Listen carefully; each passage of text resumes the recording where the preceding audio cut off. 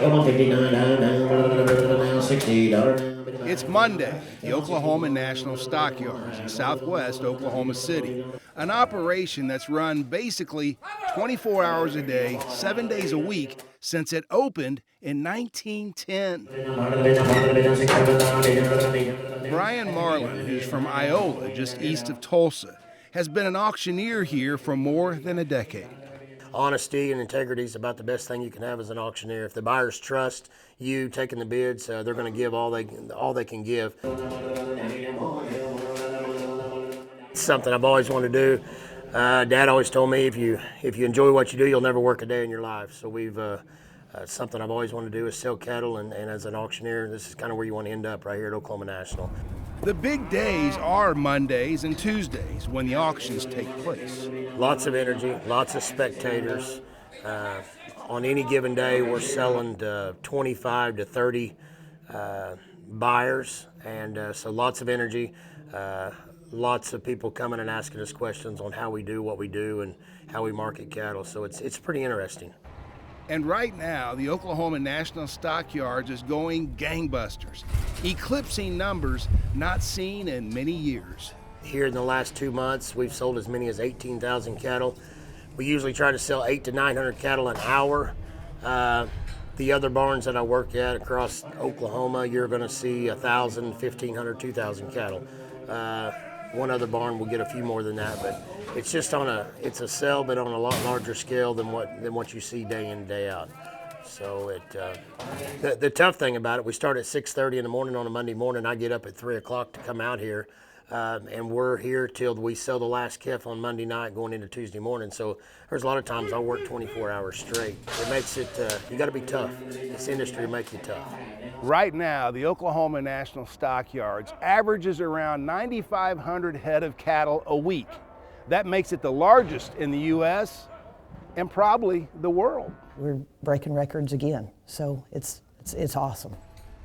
Oklahoma National Stockyards President Kelly Payne says in 2021, 452,000 head of cattle passed through here, which was the most since 2011. These farmers and ranchers that are sitting here, they worked all year last year for this paycheck they're going to get today. So with all of those other tools that have been introduced to the marketplace, it's important. In the 1970s, the National Stockyards saw as many as 1 million cows come through here. But Payne says the industry changed when video auctions and feedlot sales emerged as other options to buy and sell. But a lot of it too, people are busy. People in ag are busy. So you kind of got to stay in front of them. Those changes eventually drove away other cattle auctions that used to be held in other, even larger cities. And they're gone. That's what's so sad. But a good thing for us, a lot of these terminal markets, they were originally headquartered in areas that, in big cities. So Omaha, Chicago, St. Louis, Kansas City, like you mentioned, and Fort Worth. And the last market that was one of these original terminals like us that closed was St. Joe, Missouri, and that would have been, I believe, in April of 2021.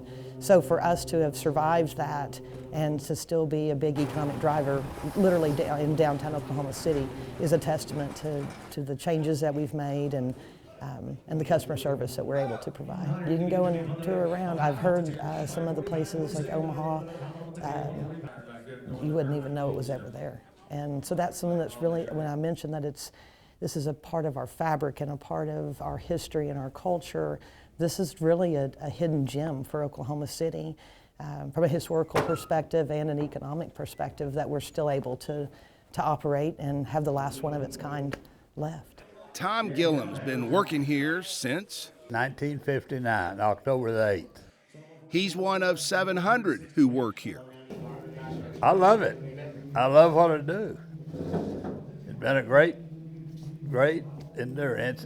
It's a great opportunity for any young person that loves livestock, has got any ability in animal husbandry, and it's a relationship with people. It's kind of like being a preacher. You got a congregation. I've got a congregation of people that shipment.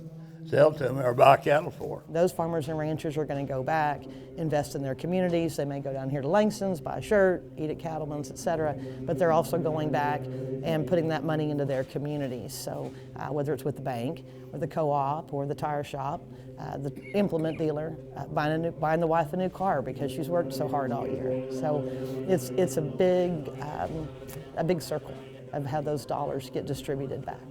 And Gillum thinks he'll stick around. Till they bury me. Yeah, I feel great coming to work every morning. Yeah, been a great ride. Yes, sir. Best place in the world to work in my career of all the years. I promise you, it's a great place to work.